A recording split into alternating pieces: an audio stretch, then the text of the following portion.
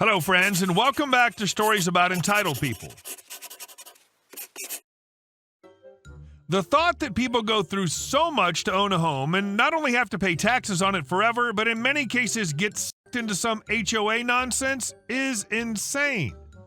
But before we begin, best way to support our channel is to leave comments, like, and subscribe with the turned-on bell so you don't miss the new video every single day. How my company lost millions due to manager's ego. I'll try to make it short. We have a dude working in my team under my supervision who's one of the few specialists in a very peculiar design software. Literally one of a dozen or so in whole North America who can properly operate and use it efficiently. As I said, software is very peculiar. We have other operators, but they mostly suck at it and make things worse, while this dude just plows through. Not their fault. The program's just terrible to use. Somehow this guy gets it. Thing is, he's a loner. He doesn't like office or any of the team-building bullcrap. Dude wears black metal shirts and got in trouble with middle management many times, and then work from home came as a lifesaver for him. I don't care about his shirts or where he works as long as he's doing it, and I talk to him about extending work from home forever. One guy less at stupid pizza parties will not matter. Dude's like, okay, salary's good and all, but don't make me come back. I'll leave.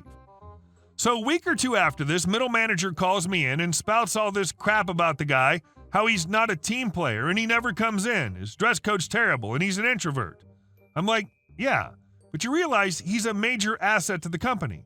Literally brings us millions worth of work due to that software. Nah, you must come in. Company culture comes first to us. He was so angry about it, like dude killed someone. He was just working from home, not bothering anyone. I couldn't believe it. And the same day got email from CEO about the guy, and I got a warning for tolerating it. I was furious. So I called the man, told him all about it, and apologized. He just said, it's cool, dude. I got work offers daily. You'll get my resignation tomorrow. And he did send it.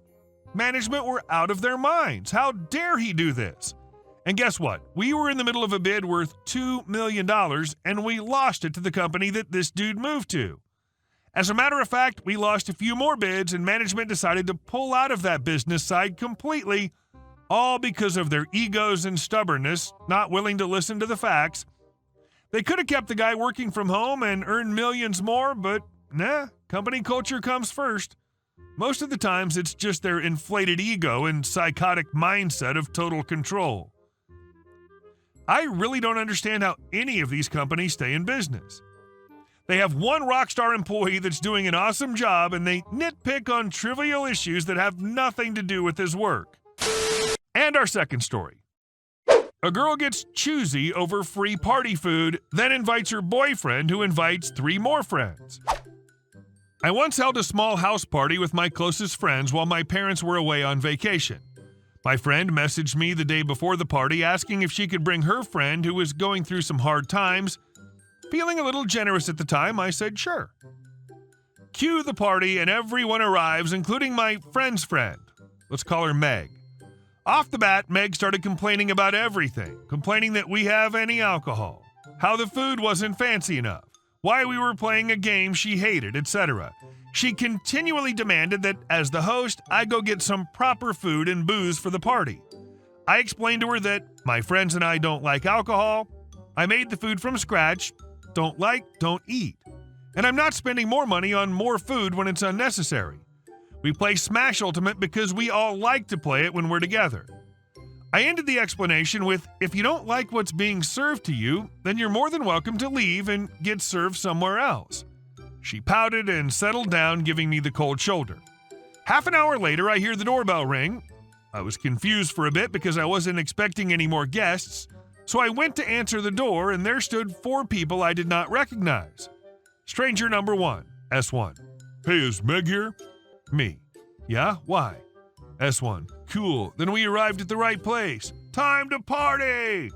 They tried to enter the house. Me. Hold up, I never invited you guys. S1. Meg invited me, and I invited these guys. Pointing at S2, S3, and S4. Me. I'm sorry, but she did not have permission to invite more people to my party. I'm going to have to ask you guys to leave now. S2. What? Come on! We came all the way here to have some fun! Don't be a B-word! Me, getting a little irritated now. Sorry, my house, my rules. You guys aren't invited. Please leave. As I was closing the door, I can hear the strangers talking angrily to BF, saying stuff like, "Bro, you totally wasted our time, and you said we're gonna have a free meal." Eventually, I hear them get into their car and drive out. I get back to the party, and first thing I see is a fuming Meg. Meg, why'd you chase my boyfriend and his friends away? Me, he wasn't invited. You weren't allowed to invite anyone else. Meg, but he's my boyfriend, you B. Let him and his buddies join. Me, it's my house. I'm allowed to make the rules. And just FYI, the only reason you were invited was because friend asked me to because you were having a bad time. Don't push the limits of my generosity anymore. Meg proceeds to yell profanities and screech. She kept demanding that I let her boyfriend and his buddies join the party, and I answered no each time. This agitated her more, causing her to start stomping her foot on the floor like a spoiled brat and eventually trying to knock things over. Luckily, my friends were holding her back. Me, hey Meg, this catches her attention. Call your boyfriend and tell him to come back. Meg, what? Really?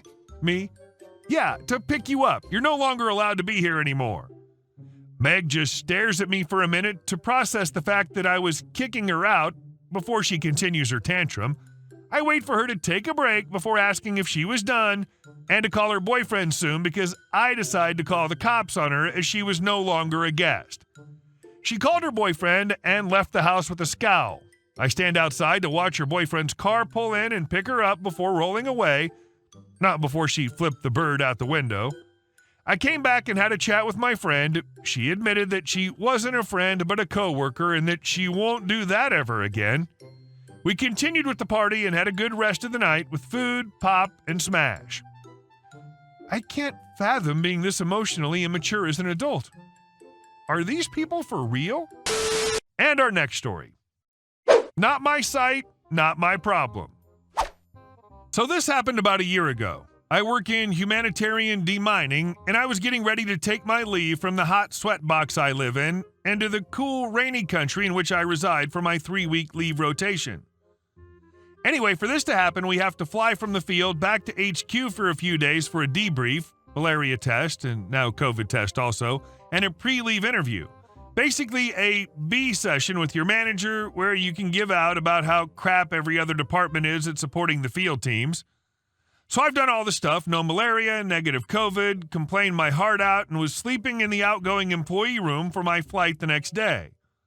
Now, I have this one manager, not my big boss, who I get to complain to, but the guy directly above me, whose job it is to travel to the field locations and make sure the guys on the ground are doing things correctly.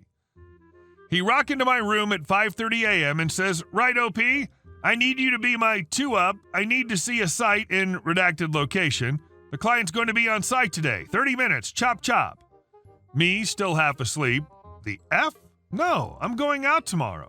My site was handed over and I wasn't working. Redacted. Manager, I know, but I need 2-up in the vehicle and we're short of drivers, so put on your company shirt and let's go. So I pour myself out of bed into a work shirt, jeans, and work boots and drive with him the 3 hours to the work site. We arrive just before the client and everything's going smoothly except for the fact the marking in the control area is not quite correct. The client rocks up as manager and the other head of the field team are fixing the last few down the access lane. I'm in the access area sitting at the briefing board, and the client, who has a reputation for being a bit of a jerk on sites, comes over and recognizes me and assumes that this is my site.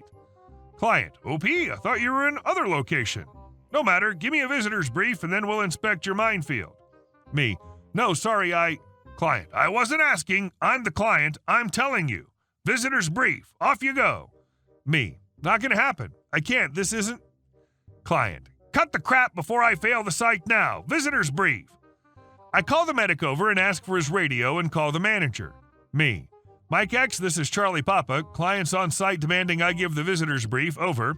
Manager, Charlie Papa, Mike X, why the hell would you give the brief? Over. Me, Mike X, I've tried telling him this isn't my site, but he cut me off. Over.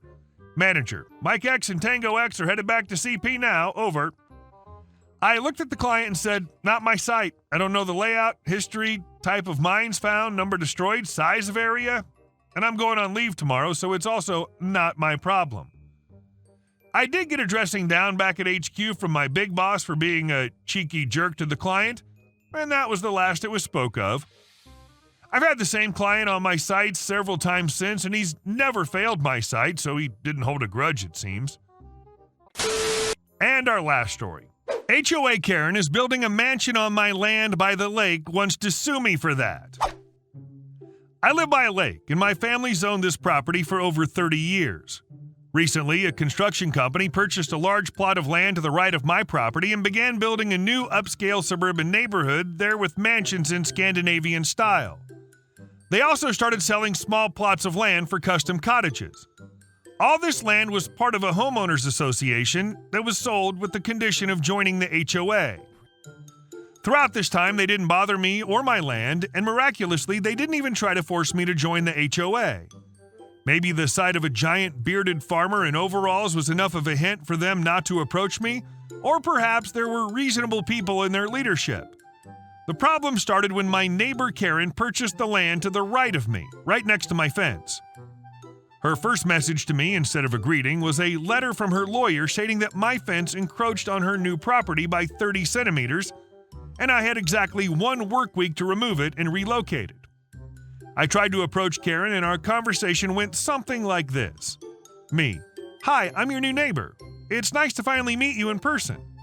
Karen: "K, you won't be able to fool me with your silly politeness. I'll greet you properly after you move your fence to the right place. Otherwise, my lawyers will leave you penniless and without those ridiculous pants." Karen slammed the door of her Escalade and drove off. Not the most pleasant conversation, I thought, but I also knew that according to squatters' rights in our country, if I owned something for more than 10 years, it automatically became my property, and I had photos of me as a child with my father near that wrought iron fence, so I decided to just wait. A week later, I received a lawsuit from Karen essentially demanding that I give her my land. Roughly 3 months later, I won the case, and Karen had to pay for my lawyer services and all the costs of litigation and surveyors. But that was just the beginning. Midsummer came around, the time when my apple orchard bears fruit. My father planted 10 apple trees of a rare Dineshta variety, which is now hard to find due to its impracticality. These trees have huge white and blue flowers compared to other apple trees and bear enormous juicy apples once every 2 years. Except for the times I immediately eat them or my wife takes them for pies, since this variety can't stay fresh for too long after being picked. Normally I dispose of them as organic waste, but this summer was different. Imagine a huge apple the size of my fist with a wonderful soft scent and excellent juicy texture. But when it starts to rot, it attracts a bunch of flies and emits an incredibly unbearable stench, and it starts rotting about a day after being picked from the tree.